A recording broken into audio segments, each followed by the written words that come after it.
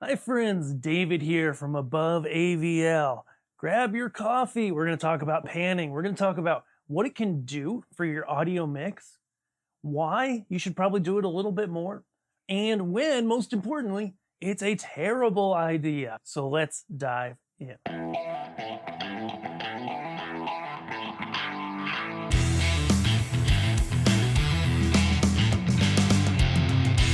So far in this series, we've covered mixing different instruments, pulling together this full mix with some tracks from Wesley's old church. Thanks, guys. So we appreciate that.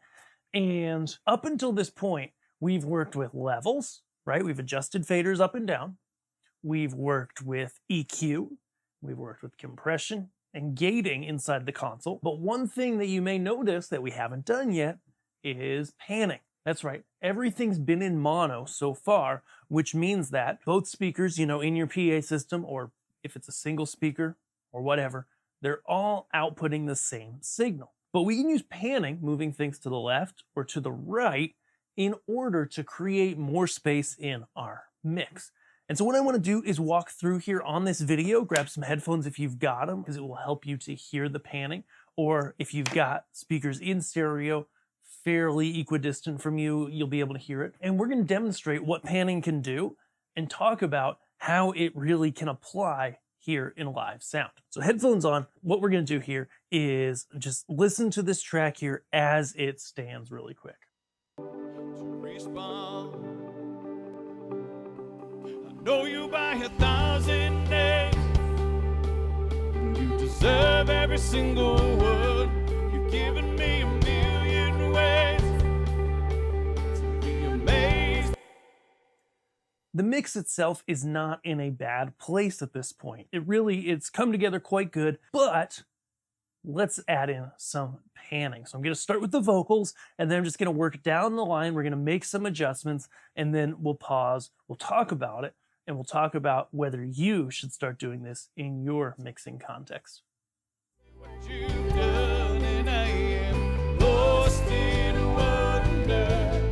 And all you do, I know you by 1,000 names.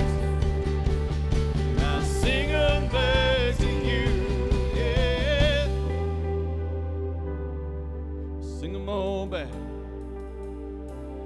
Your love is boundless,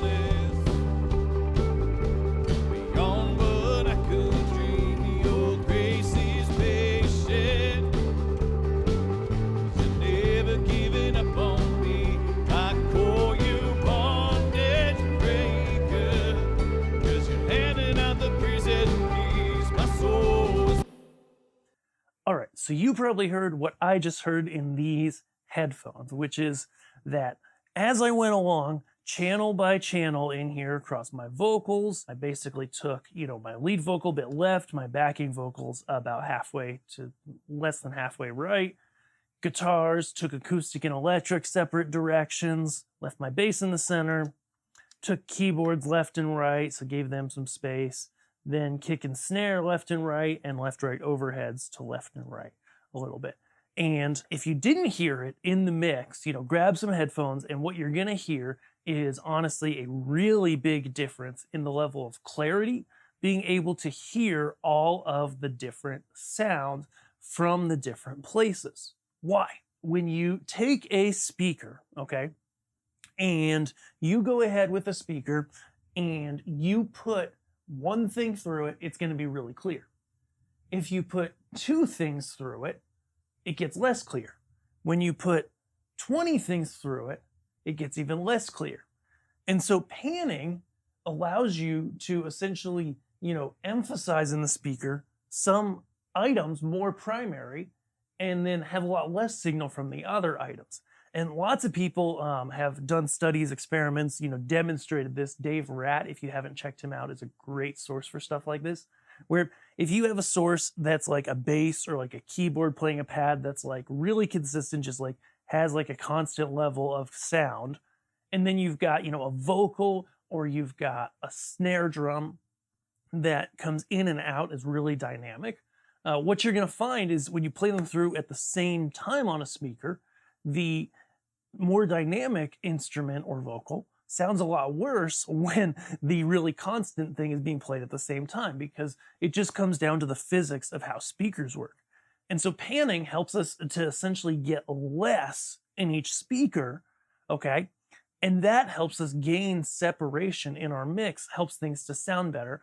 Also, just, you're standing in the room and it just feels a little bit more natural, because scientifically, if you think about it, out in the world, when you're not talking about amplified sound systems, but you're out there, you're just experiencing life, okay? There are not sounds that are generated that come from multiple places, like left and right, okay? They come from one place, right? The sound source is one place, so it's more natural to have it come from one speaker. Now, all that to say, let's talk about all of the reasons why panning is a terrible idea. Okay, so I could go ahead, for example, and I only panned on all of these things up to about halfway, okay? So this one is about 25% less left, and it will go up to 63. I don't know how they come up with that in this console. Regardless, it's about halfway there, maybe a little bit less, okay? So it's still in the right speaker. It's not completely over. If you think about it, when you're in live music, okay, and we can walk through this, you've got a speaker, say in the left here, right? And you've got a speaker on the right side. It's not there, but we'll pretend it is, right? And you've got these two speakers, left and right, and you're listening somewhere in the middle of it. Now, there's going to be some audience members who are over here. They can hear mostly the left speaker. They may not hear a lot from the right speaker. Then you've got people towards the middle. You've got same, kind of thing where, they're more on one side or the other. Some people, are more in the middle, okay? And so this is where stereo can start to become an issue, and you really want to think about it and think about panning.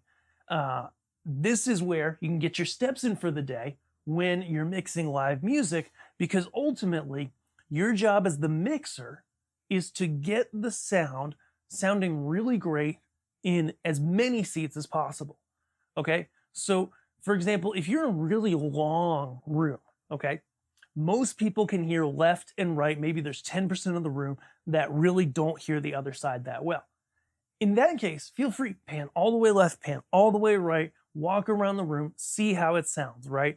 If you've got an instrument that is all the way left and it goes into a solo, when you're on the right side, how does it sound? Can you still hear it? Does it still make sense? And understanding that when there's a solo, either they're increasing their volume to you or you're increasing the volume, right, to the mains during that solo, and then you're pulling it back, okay?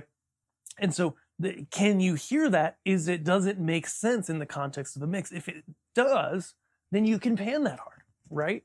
But if you're in a wider room, like a lot of churches, and I realize churches are, a big part of the audience of mixing sound, because essentially you're mixing live music every single week in every church in America. And that's a lot of live music, right? In a lot of churches, you get these wide, sometimes fan-shaped auditoriums. And if you pan more than a little bit, unfortunately, there's going to be a significant portion of the audience that may lose that instrument entirely, or it might just be slightly less emphasized. So when you're in a space like that, you want to do some experimenting of like, okay, if I take instruments and I move them left, I move them right, how far can I move them before this section of seating completely misses it? Like, it's okay for less primary, kind of more backing instruments on the stage to be maybe more apparent, but still balanced on the left side. And then you've got a different instrument that's more apparent, but still balanced on the right side, right? And it doesn't mean the mix has to be exactly the same in every seat. It just needs to sound great in every seat. And so panning in a wide room doesn't have to be a no-no, and panning in a narrow room doesn't have to be something you do all the time. Ultimately, a lot of it's going to be something just to feel out.